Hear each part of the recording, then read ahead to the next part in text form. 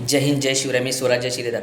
काही दिवस आधीच आपल्या देशातील सर्व उच्च पदावर बसलेले सरन्यायाधीश भूषण गवई ह्यांच्यावर एका मूर्खाने माथेफिरू म्हणजे धर्मासाठी माथेफिरू कट्टरवादी व्यक्ती राकेश किशोर ह्यांनी बूट फेकून मारला. का मारला? कारण का त्याच्या काही दिवस आधी एकाने याचिका टाकली होती की विष्णूचं जे मंदिर आहे मध्य प्रदेशात त्याची डोकं धड तुटलेलं आहे. मग धड अनेक वर्षापासून तुटलेलं आहे. त्याची याचिका जर भूषण गवई साहेबांकडे आली, त्यांनी सांगितलं की हे तुमच्या देवाला सांगा. का सांगितलं? कारण का हा विषय एक प्रत्येक गोष्ट प्लॅटफॉर्म असतो. हा विषय पुरातन खात्याकडे आहे. हा विषय आमच्यातला नाही आहे. जर तिथे दुसरा देव असेल त्याची पूजा करा. ही गोष्ट सांगितल्यानंतर ह्या राकेश किशोरला एवढं वाईट वाटलं. सनातन धर्माला बोलला आणि या मूर्खाने चीफ देशाच्या सगळं उच्च पदावर असलेल्या सरन्यायाधीशला बूट फेकून मारतात. भूषण गवई साहेबांना बूट फेक, त्या माणसाचा अपमान आहे, त्या पदाचा अपमान आहे. आणि हा सांगतो मी काय व्यसन नाही केलेलं आहे, मी कुठल्या गोळ्या नाही खाल्ल्या होत्या, मी माझ्या बुद्धीने बरं फेकून मारलेलं आहे, मी स्वतः PhD केलं आहे, गोल्ड मेडलिस्ट आहे, सनातन धर्माला नावं ठेवलेलं आहे. त्यांनी हा मलाच नाही तर अख्ख्या सनातन धर्माला नावं सनातनी धर्माला नावं ठेवायच्या गोष्टी. कुठला धर्म वाईट नाही, मग तो हिंदू असो, मुसलमान असो, कुठलाही धर्म वाईट नाही आहे. हे नालायक कट्टरवादी लोक आहेत ना, हे नालायक कट्टरवादी लोक ह्यांनीच धर्माची देशाची वाट लावली. हा देश संविधानावर चालतो. निलेश लंके त्यांच्याकडे गेले होते, राष्ट्रवादीचे खासदार. बाबासाहेबांचा फोटोने संविधान दिला. ती व्यक्ती सांगते हा देश संविधानावर चालत नाही, हा देश जातीवर चालतो. तू कायद्याचा व्यक्ती आहेस. ह्या देशातल्या जन्माला आलेल्यापासून मेलेल्या माणसाला सुद्धा बाबासाहेबांनी कायद्यावरच अधिकार आहे. तू जेव्हा मरशील, होऊ नये तुला माझा विषय लागो, पण तू जेव्हा मरशील, मृत्यू पावशील ना, तेव्हा तुझी बॉडीसुद्धा हँडओव्हर ना तुझ्या कुटुंबाला दिली जात नाही. जोपर्यंत बाबासाहेबांनी दिलेल्या कायद्याच्या आधारावरच तुझं पार्थिव तुझ्या घरच्यांना दिलं जाणार, तुझं पार्थिव जाळलं जाणार. या इव्हन माझंसुद्धा. धर्माला धर्माला नावं ठेवल्या गोष्टी करू नको. 5000 वर्षापूर्वीची प्रथा शिवाजी महाराजांनी लाथ मारली आणि त्याच विचारातून डॉक्टर बाबासाहेब आम्हाला संविधान एका चौकटीत माणसासारखं जगायला शिकवलं आणि सनातन धर्माचा विरोध केला. सनातन धर्माचा विरोध केला बोलतोच ना. जे बाबा अंगावर भगवे कपडे घालतात ना, भगवे कपडे बुद्धांनीसुद्धा घातले. जे बाबा स्वतःच्या अंगावर कपडे घालतात ना, राम रहीमसारखा बाबा, आसारामसारखा बाबा, जे भगवे कपड्यावर सनातन धर्म करतात ना, त्या बाबांनी ना या बाबांनी भक्तांवर रेप केलेत, महिलेवर रेप केलेत. सनातन धर्म जपतात करत ना, त्या बाबांनी भगवे कपडे घालून रेप केलेले आहेत.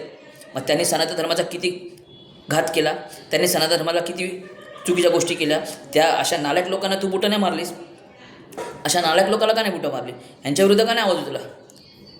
कायद्याचा वकील आहेस ना तू जर सनातन धर्माची याचिका तुमच्यासमोर आली, सनातन धर्माची याचिका जर चीफ जस्टिस गवई साहेबांकडे आली, त्यांनी जर ती फेटाळली, तर तू वकील आहेस.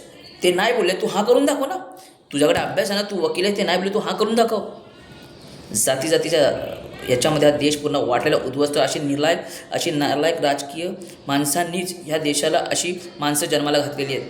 ह्याच्यावर नरेंद्र मोदी का नाही बोलले? ह्याच्यावर ह्या BJP का नाही बोलली? ह्याच्यावर जे जातीवादी लोक आहेत का नाही बोलले? त्या भूषण गवईंनी च्या अंगावर बूट फेकून मारला, सनातन धर्माचा विरोध केला. अशासाठी मूर्ख निर्लज्ज लोकांनी मोर्चे केले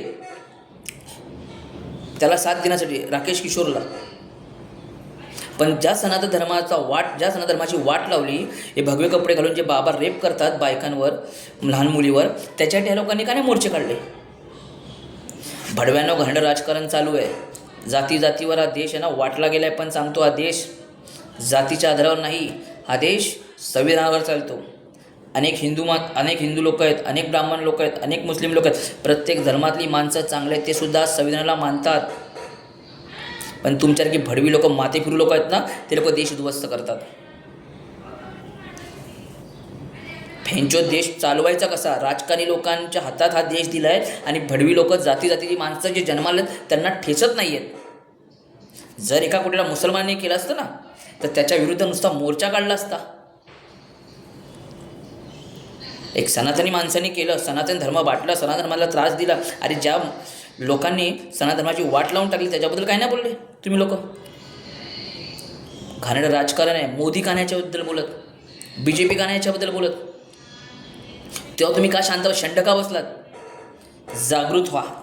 जागृत व्हा देशातल्या प्रत्येकाने. प्रत्येक राजकीय माणूस जातीचं राजकारण खेळतोय, पण आता देश संविधानावर चालतोय आणि संविधानाचा देश असाच पुढे चालला पाहिजे. तर तुम्हा आम्हाला राजकीय लोकांना ठेसावं लागेल, तुम्हा आम्हाला सगळ्यांना हिंदू मुसलमान शीख ईसाई लोकांना एकत्र यावं लागेल आणि ह्या जातीवादी लोकांना सुद्धा ठेसावं लागेल. हा देश चुकीच्या लोकांच्या हातात चालला आहे. हा देश चुकीच्या लोकांच्या हातात चालल्यामुळेच ही गोष्ट घडते. कुठेतरी जागृत व्हा. या भडव्यांना यांची अवकात दाखवली पाहिजे. देशाच्या सर्वोच्च पदावर बसलेल्या माणसाला तुम्ही बूट फेकून मारता. भडव्यांनो, अत्याचारकाचे किती नालायक लोक असतील कायद्याचा अभ्यास करून बसलेली. चुकीच्या गोष्टी करू नका. काही झालं तरी चालेल, हा देश संविधानावरच चालणार. भडव्यांनो, मनुस्मृतीवर नाही चालणार. सनातनी धर्म जर चांगला आहे ना, तर चांगल्या सनातनी धर्माला तुम्ही वाईट करू नका. जर तुम्ही असे वागलात तर तुमचा धर्मसुद्धा वाईटच होणार. कारण का आम्हाला एवढंच माहिती आहे, एकच धर्म महत्त्वाचा आहे, तो म्हणजे माणूस धर्म. इथेच थांबतो, तुमची रजा घेतो. जय हिंद, जय शिवराय.